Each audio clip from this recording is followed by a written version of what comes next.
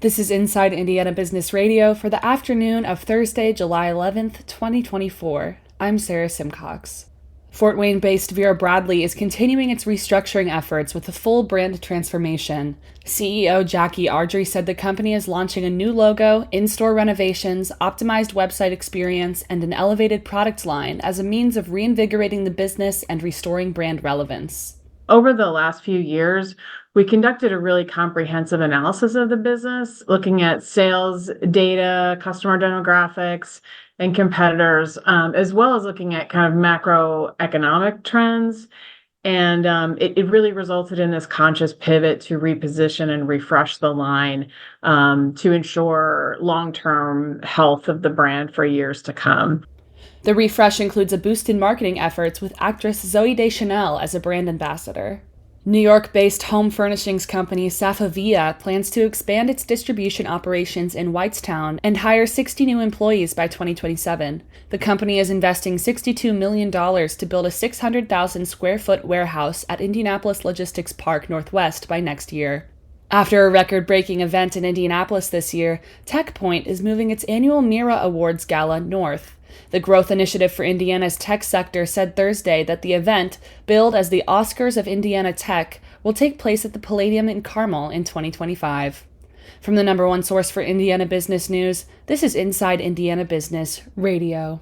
IBJ Media, Inside Indiana Business, and the Indiana Economic Development Corporation invite you to the Engage Indiana series, presented by CareSource, Indiana University, and Old National Bank. With an unrelenting focus on growing Indiana's economy, we'll dive into each region's unique challenges and distinct opportunities for growth. 9 regions, 1 goal. Indiana's bold future starts here. Discover more and register at ibj.com/engage. I'm Christopher Day, the CEO of Elevate Ventures. We are the #1 most active venture capital firm in the Great Lakes region and number 20 in the U.S.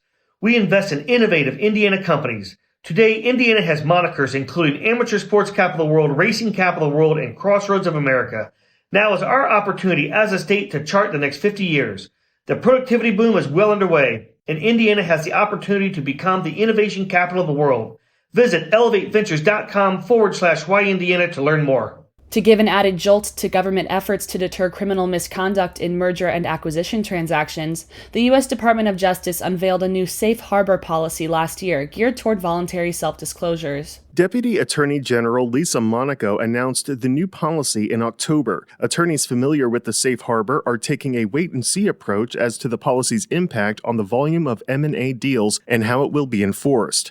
Brent Mosby, a partner with Dinsmore and Stoll LLP's Indianapolis office, said he doesn't think the policy will have much effect on deals involving smaller Indiana companies with no international presence. Mosby said there could be occasional circumstances where the policy could lengthen the time needed to complete some M&A transactions or might even kill some deals, but he told our partners at the Indiana Lawyer he thinks that would be the exception, not the rule. In announcing the policy, Monaco said the last thing the DOJ wanted to do was discourage companies with effective compliance programs from lawfully acquiring companies with ineffective compliance programs and a history of misconduct. Instead, she said they want to incentivize the acquiring company to timely disclose misconduct uncovered during the M&A process. Monaco said the policy will only apply to criminal conduct discovered in bona fide arm's-length M&A transactions, with safe harbor not applying to misconduct that was otherwise required to be disclosed or already public or known to the DOJ.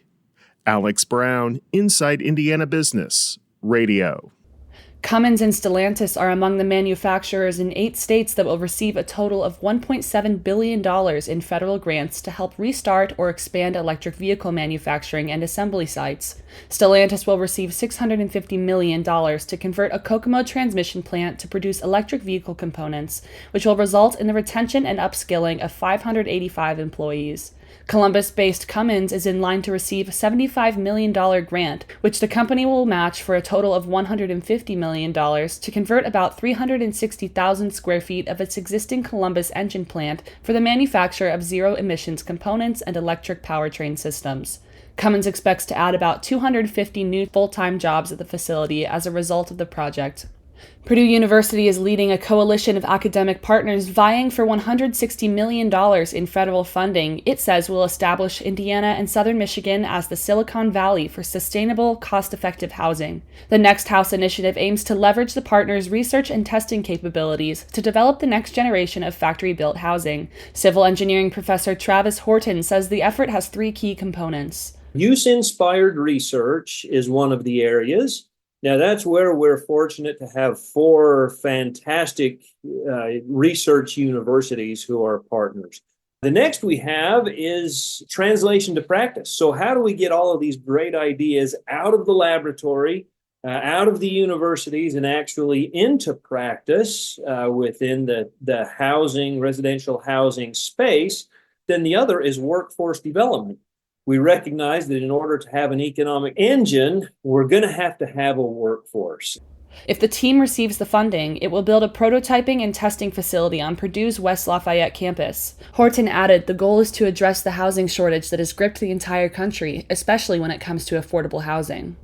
I'm Sarah Simcox for Inside Indiana Business Radio On Demand.